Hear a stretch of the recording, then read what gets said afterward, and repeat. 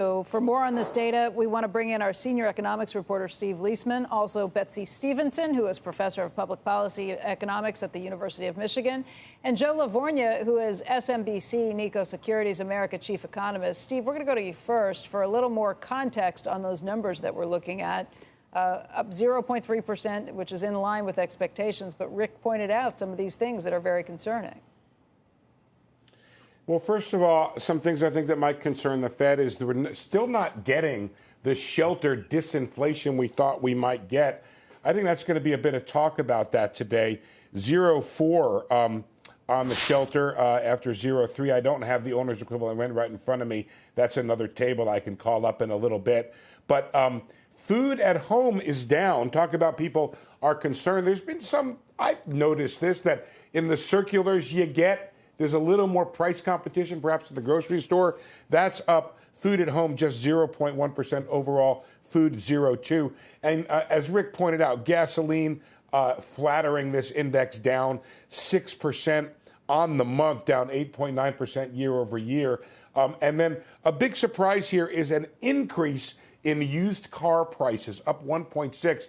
There was general belief this was going to fall. It did not fall. It was down 0.8 in the prior month. The reporting by Phil LeBeau had suggested it might fall because of his reporting from the auctions. Another interesting thing is we talked about all this holiday spending that's been out there.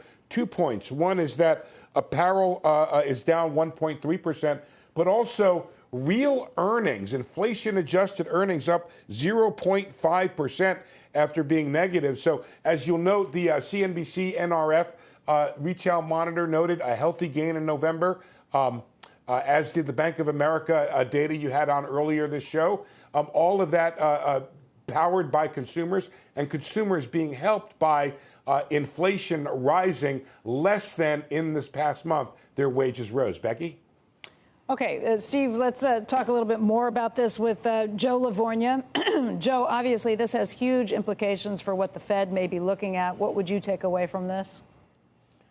Stephen made some very good points about what the Fed will look at. But, you know, the thing is, on the energy side, Becky, I think what's really important, energy now is down over 5% year on year. And as energy moderates, you're going to see all those secondary and tertiary effects, which bled into the rest of the CPI, those will come out. Transportation, obviously, is a huge cost. And, of course, there's petroleum's in a lot of different products. So as energy moves lower, you are going to see your core rate drift down. And I think the trend is certainly lower. With housing, we're going to have a record amount of multifamily units built this year. And that really bodes well for much lower rental prices going forward.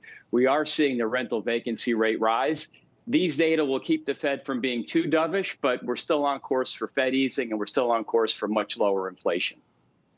Fed easing when? I think next year, and I still would not rule out March. I know the market now is under 50-50 on a March cut. But if we get some weak data, we've got 3 employment reports between now and then, a March cut very much comes into focus. And that would actually be consistent with history when the Fed basically waits about 8 months from its last hike to its first ease. Betsy, are you in line with that thinking? You think the Fed could cut as early as March? Well, I think anything's possible, but that wouldn't be where I would put the balance of my probability. And that's not because I see anything bad in this report. I think inflation is moderating. I think that we're seeing what we want to see, but we know that getting all the way to the Fed's target is going just to be a long process. And I think the way they succeed at that long process is they hold. I had wanted them to get to their high rate and hold for a long time. They've been doing that. And now I'm going to say on the other end, they're going to be real careful, and they should be really careful about when they actually start to cut, because what they don't want to do is cut and increase again.